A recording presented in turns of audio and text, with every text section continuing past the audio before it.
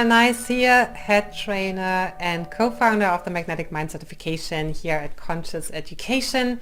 This is a live session that has been filmed in our Magnetic Mind Masterclass, which is a coaching program. If you hear me refer to attendees, this was a live session inside the program. You won't be able to comment or chat with me, obviously. Enjoy the session and subscribe, hit that notification button, and share the session if you feel this is valuable. Bye for now. Today is a really exciting session. This is something that has been bouncing in my system for quite some time, let me put it that way.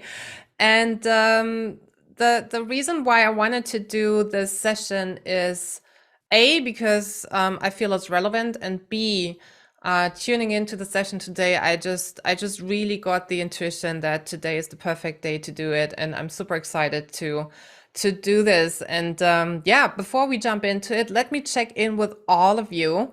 Lynn, I know, feel the field. Sam, that's Sam. Good. So glad this is sorted. Hi, Sam. Good to have you on the session. Priscilla, welcome. So before we get into the session, I wanted to check in with all of you. How's your week going along? What are you manifesting? What are you creating? What's in your lenses? What's the magic that you're making progress towards? What do you notice about your creations? How do you experience yourself on this journey? Huge emotions today, says Angela. Hoda, 11 p.m. So good to have you on. Massive change for Anne. Nice. Good. Change is good. Feels solid when I tune into you, Anne. Feels really good. Good stuff. By the way, who's completely new to this? Do we have newbies on the call? Is this the first recode session for anybody who's live on the call with me? Joy in ballroom dancing again. Nice, Christy. Nice. New for live. That's awesome, Christy. So cool. Hoda, manifesting, publishing my book. Beautiful. Anna. Yes. So awesome. So cool. Hey, Lana. Good to have you on the call. It's really important. Hey, it's really important to keep the focus not only on what it is that you're creating, but also keep the focus on the here and now. Hey, keep the focus on the here and now. What's really important, especially, there's always lots going on, and we could go into detail around what's happening in the world right now. However, it is just true that it is very important to always decipher what's information and what's distraction. Can you see that? It's so important to always decipher what's information and what's distraction. So you want to have your focus on the end result. You want to take the action to move towards it.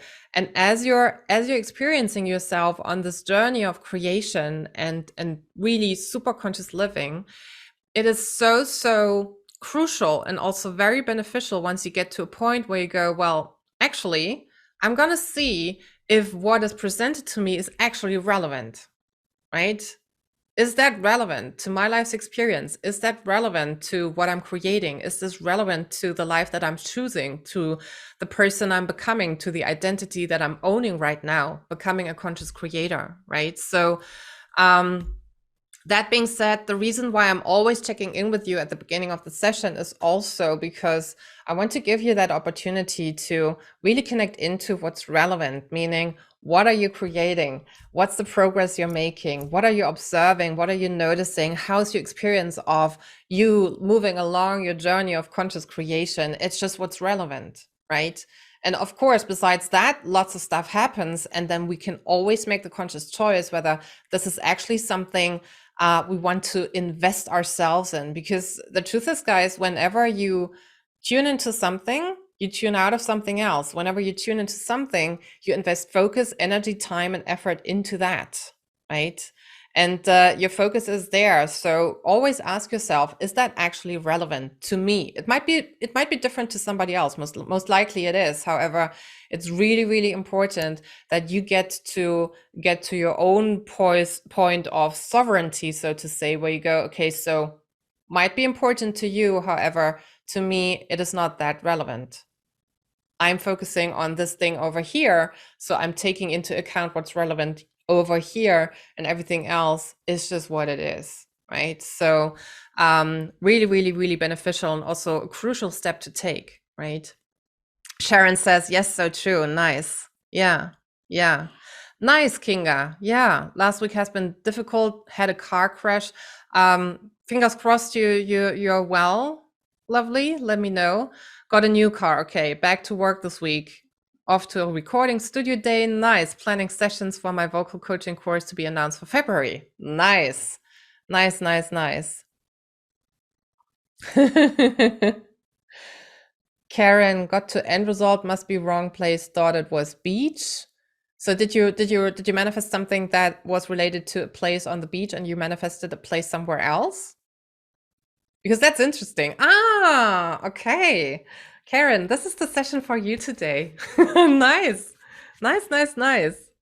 Ah, Kinga, so good to know you're okay. Good. Sending lots of love your way.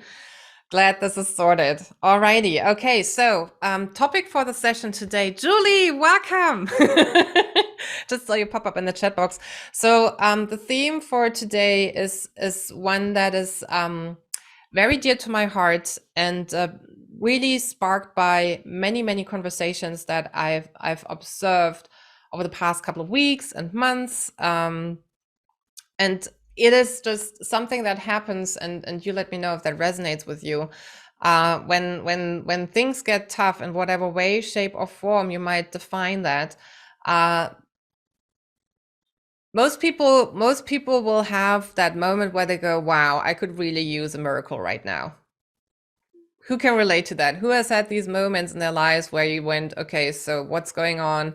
It's just, it's maybe it's hectic, maybe it's intense, maybe it's completely different than what you expected would be happening. And then you go, wow, I could really use a miracle right now, right? Yeah, like right now. Yes, I can. Crazy. Yes, can relate. Yeah, right. Now, Marsha, yeah, challenging week, still following butterflies sometimes. Miracle would be good. Yeah, been there, done that, too many to count. Now, what's interesting about that, and I mean, it's something that's so common to say, right? You hear that everywhere. I could really use a miracle right now, right? Now, what's interesting when you take a step back is that in the very moment when people say that, they're already making an assumption that what they wish for isn't possible. Can you see that? I could really use a miracle right now, finishing the sentence, but because it's a miracle, most likely it won't happen because it's a miracle, right? There's already this underlying assumption made that it's not possible, it's outside of what's doable, outside of what's achievable, outside of what you have permission to receive or create, right? And says, yes, who can see that, guys? I could really use a miracle right now. Assumption being made, potentially not possible, not doable, not achievable, right? Because it's a miracle. Yeah, right? Lana says totally. And thanks for typing in and showing up, because it's just true, guys. It's just true. When we go, I could really use a miracle right now. Basically, there's already the unspoken assumption that it's potentially not possible, right? Nice, Peter. Yeah, can see that. Now, what happens is that the self-conscious, our ego, is coming up with rule structures. The self-conscious, the ego, always wants to know how the world is, how everything works. And the ego comes up with rule structures about what's possible and what's allowed, right? Now, what happens is that once these rule structures are established, and we don't become aware of those, and we just live by these rule structures where things are possible and others aren't, that egoic agenda will always hold you captive in a structure of limitation. That rule structure around what's allowed and what's possible will always hold you captive in a structure of limitation. Who can see that? I get a big aha from Sharon. Who can see that? Self-conscious just wants to know how it is. Self-conscious wants to figure out the world and how everything works. And self-conscious goes, well, here's a rule structure. Here's everything that's allowed, everything that's possible, and everything else isn't. Because that's all the self-conscious knows, right? And that creates an agenda, an egoic agenda that will hold you captive in a structure of limitation, right? Nice. Good to see so many yeses coming in. Yeah. Right on, Julie, right? Already decided it isn't possible. Yeah. Thanks, Christy. Thanks, Monica. Awesome. Now, Peter, yes, absolutely. We intuitively know what we need, right? Yeah. Karen, see, it was the wrong beach. That's interesting. We're going to get to that. Hold that thought. It's awesome. I'm getting excited for you. Now, the truth is, guys, just because we can't anticipate the possibility of certain results, it does not mean they are not possible. Does it sound fair enough? Just because we can't self-consciously anticipate the possibilities of certain results, it doesn't mean they're not possible, right? Awesome, Marsha. Thank you. Great, you're enjoying the sessions. Now, it's really, really, really important to understand that the self-conscious doesn't have access to all the possibilities. However, the self-conscious goes, I know what the world is all about, so this is possible, this isn't, right? Now, that doesn't mean that what the self-conscious can't anticipate isn't possible, right? And you limit your creational power and also your end results by attaching those preconceived notions about how and in which way you are expecting your end result to show up. Can you see that? You're limiting it right away, right? You're limiting it right away by really creating these attachments to rule structures and egoic agendas that go, okay, so this is how I anticipated. That's allowed, that's permitted, that's possible. Everything else, get out of the way. You're not part of the rules, right? So what we must do, guys, is we must get to a place where we neutralize any egoic agendas, where we really, really open up to the infinite field of possibilities. We got to unhinge that. Does that make sense, everybody? We got to unhinge that. We got to disengage with these rule structures that the self-conscious put in place and really open up to the infinite field of possibilities. So we really get to create and receive the fullest expression of your desired end result, right? That's what we're going to do today, by the way. Who's excited about that? And says, love it, just let's go. Yeah, absolutely, we will. So that's what we're going to do today. Now, it's really funny to see these rule structures play out. And the one story that I love that is so absolutely the perfect example of this, and maybe you've heard that before, there's a story of this man whose area is being flooded. So there's a big flood coming. The water is rising. And as this man is a faithful man, he goes and he prays for being saved. Okay, so he prays and says, God, please save me. The flood is coming. I want to get out of this. I want to be saved. Please, God, help me. Now, after a while, neighbors come by with a big truck. They're knocking on his door. They go, man, we got to get out of here. We still got space in our truck. Do you want to join us? We can take you with us.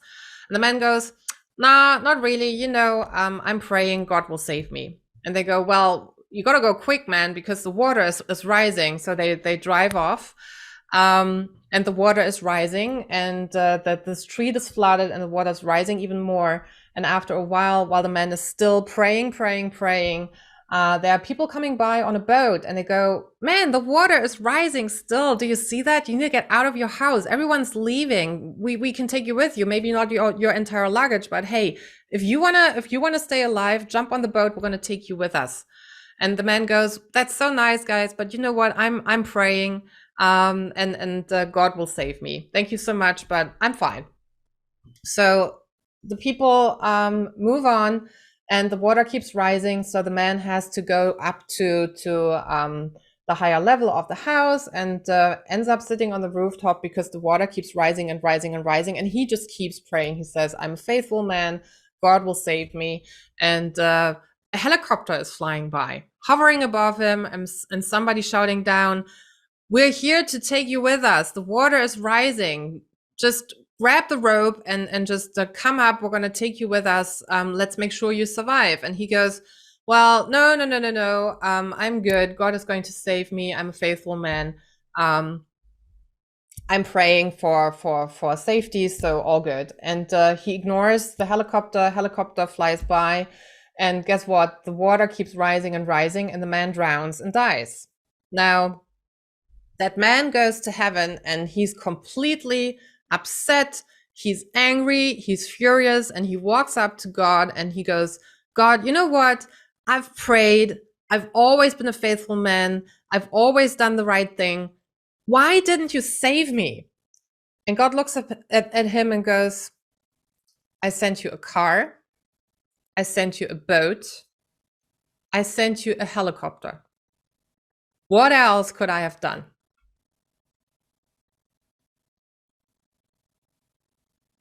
And I think it is so true. Not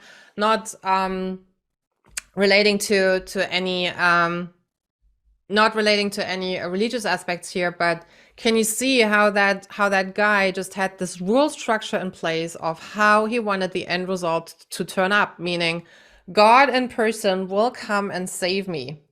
And no matter what representations of God show up, it's outside of the rule structure, right? It's outside of the rule structure. No, that's not what I want. That's not what I want. That's not what I want. Neighbors on the truck? Nah, it's not God in person. People coming by on a boat? Nah, it's not God in person. Helicopter? Nah, it's not God in person, right? So it's just so true. And it's yeah, I can see Cynthia laughing. It's so true, right? And let me know if that resonates with you. It is just that perfect example of a rule structure that is put in place, where the how-to and the expectation of the end result is more important than the actual end result, right? There's this complete disconnect in between the actual end result and the rule structure that becomes more important, right? Because there's no conscious awareness of that, and there's no detachment, no unhinging, no opening up to all the possibilities that are there, right? And it's detrimental. Absolutely, Anna. Right on. And it's really important, guys, that that you understand that the self-conscious only wants to validate its worldview, right? The self-conscious only wants to validate its worldview. So the end result better show up in a certain way to confirm this is how the world is. That's all the self-conscious cares about, right? Self-conscious, yes, wants to have a good life, wants to have a great experience in the set rule structure of what the self-conscious is able to anticipate, right? Now, even more so, putting the self-conscious on the side for a moment, the unconscious just wants to stay safe, keep everything the same. Unconscious only worries about balance. Balance meaning everything that we're used to, absolutely, that's survivable, that's balance. Everything else that's different kicks us out of balance, not safe to the unconscious, wants to keep everything the same. Okay. Now, both the self-conscious and the unconscious basically have their agendas of not stepping out of the front yard. Let me know if that makes sense. So the self-conscious and the unconscious, they have their own agendas, they have their own outcomes that they want to achieve. And both of these have nothing to do with what's in store when it comes to creating your end result, right? Sharon says, yes. Karen says, good at that, right? That's what they do. And there's nothing wrong with it. There's nothing wrong with it. And we're going to get to how important the self-conscious and the unconscious are at a later point of the session. However, if we want to create based on these agendas and these outcomes and these focuses, we will always be captive in a rule structure of limitation. Because can you see how limiting this is? Yeah, Peter says limiting, right? Yeah, I mean, Marsha, maybe, Marsha just typed in, isn't that where we got the expression in hindsight? It is important that we learn lessons of prior creations, right? However, we can get to a space and to a point and to an awareness where we go, right now, I look at what's relevant to me and I look at what's there for me, and I really unhinge those rule structures, knowing that what I'm creating is coming out of a field of infinite possibilities. And it's not related and not confined by what the self-conscious or the unconscious want, right? Because superconscious creations are exactly that. When you're making your choices, you're choosing a superconscious creation. It is sparked and based on superconscious awareness. When you get into your choices and you make your true choices and you get into the experience of the end result, that is superconscious awareness, right? So when you're in your superconscious awareness and you're making your choices and you're experiencing them, you're tapping into the infinite field of possibilities, which is, as it says, infinite. There are infinite possibilities, not only of choices that you can make, but also variations and varieties of your choice to be turned into your day-to-day reality, right? So you're tapping into the infinite field of possibilities to then choose the one wave function you're going to collapse into your day-to-day reality, right? So this is what you do. So you rise above and you rise up beyond the agendas of the unconscious and the self-conscious. So you can choose from all possibilities, which means that the end result is rooted in all that is possible and not what the self-conscious or the unconscious deem possible or appropriate. Is that landing with you guys? Fill me in.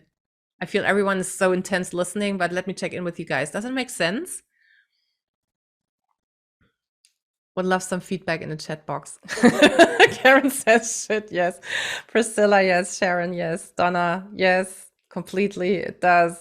Nice. Nice. So, yes, landed. Nice, Peter. So, it is important. That's all right, Elizabeth. Stay with us. Stay with us. We're getting there. It is important to realize that, yes, we need the unconscious and self-conscious to create, right? So we choose with our superconscious awareness. However, we bring the information down through the balance point established in the unconscious to then self-consciously and willfully choose the end result. So we need all three levels of consciousness for our creation. However,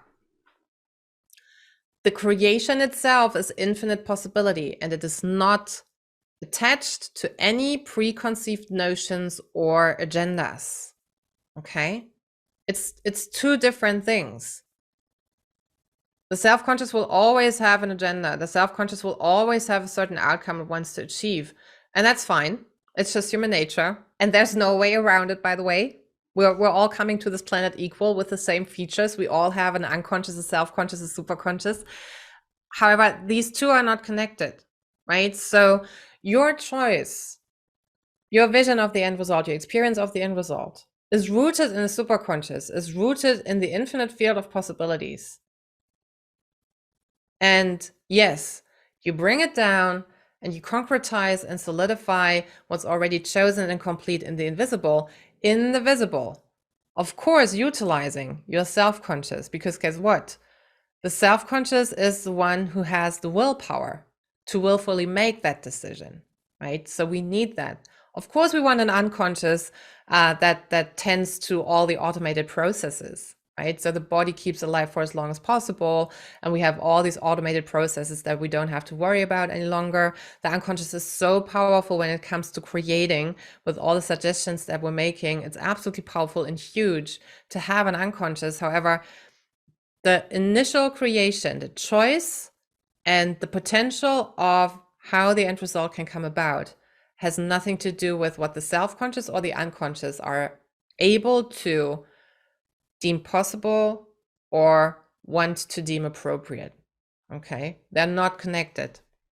So what does it have to do with miracles? You might ask yourself, so why are you telling us this, Hannah, when we want to learn about how to create miracles? Now, the simple truth is that a miracle is simply something that goes beyond what we're able to understand. That's all what a miracle is. Okay? Just because we can't anticipate something or understand something self-consciously, it doesn't mean the possibility doesn't exist. Does it make sense?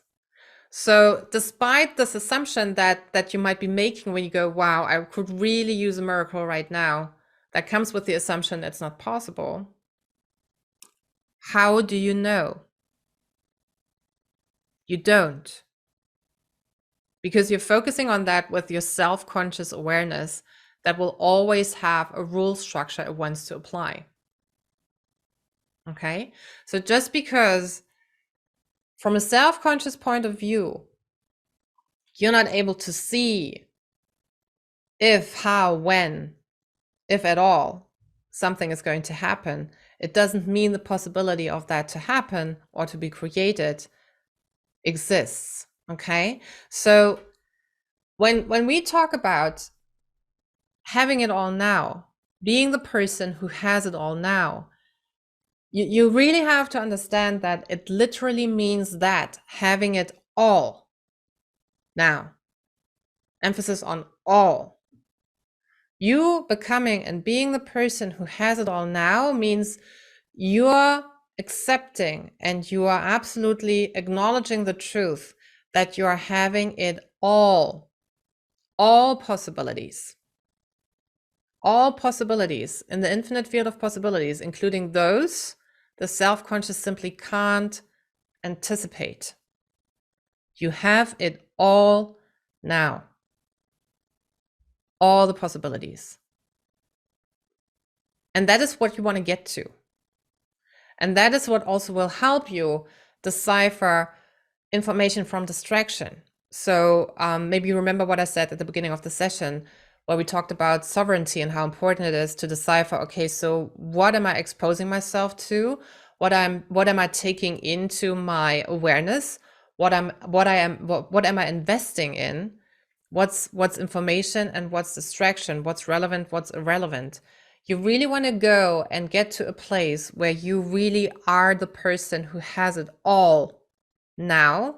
And at any given moment, you go, okay, so all that I have available, when you choose what you invest yourself in, does that add to reconfirming a rule structure of limitation? Or does that add to my creative structure where I'm choosing what I love and what I'm tuning into, what I'm investing in, helps me take the correct action to get there? And the end result will create. The end result will create. And more often than not, once end results are created, these end results go beyond what the self-conscious was able to anticipate in the first place. And those of you who have been on these calls, who've been in the program for a little while longer, let me know if you would agree to that when you create an end result and you look at the completed manifestation, most likely it is beyond what you were able to anticipate when you made the choice in the first place. Lana says so true. Thank you so much. It's just true. And clinging to a self-conscious rule structure of what's possible or allowed will limit the potential of your creation.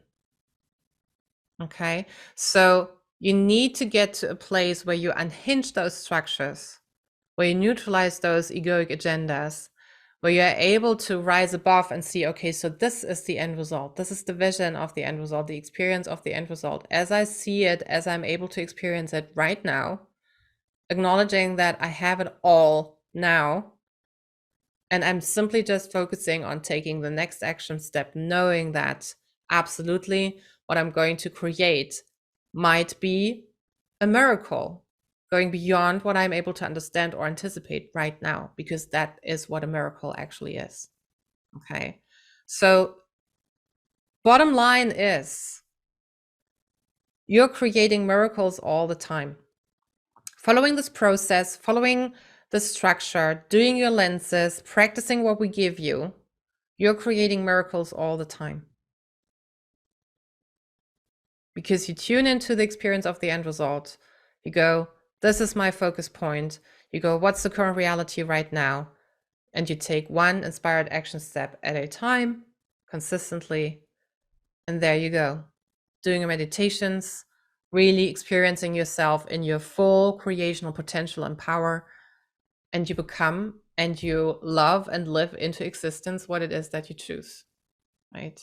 True that the self-conscious comes up with new challenges each time. Important to stay in the work and stay open. And that is just true, guys, right? Because again, we do have a self-conscious all the time. And we need a self-conscious to be able to willfully make the choices. That's what the self-conscious does. And of course, the self-conscious just keeps trying to figure it out, right? So you might call it a challenge, Lana, or you just might call it, yeah, that's just what the superconscious does. As soon as there's a choice, there's an anticipation of the self-conscious of what the self-conscious assumes this is going to be all about, because the self-conscious just wants to have it figured out, right? And let me know, guys, who can relate to that. So you're making a choice, and at the same moment, the self-conscious goes and creates a list of bullet points of how this thing needs to come about. Who can relate to that? Anna says, of course, right? Yeah. Sharon says, me. Nice. Nice. Yeah. Lana, I've been working in the work 18 months, manifested amazing things, and still have, sorry, the chat is moving, and still have things self-conscious does. Of course, because you have self-conscious and it's beautiful. Hey, your self-conscious allows us to be here and communicate. So, hey, Lana, self-conscious. It's awesome to have you on the call.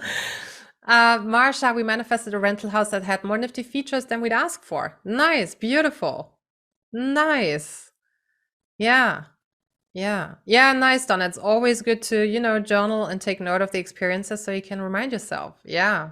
Yeah. Beautiful.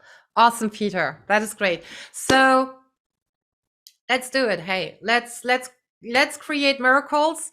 Let's unhinge those egoic agendas, and let's make sure that we open ourselves up to the infinite possibilities, having it all now.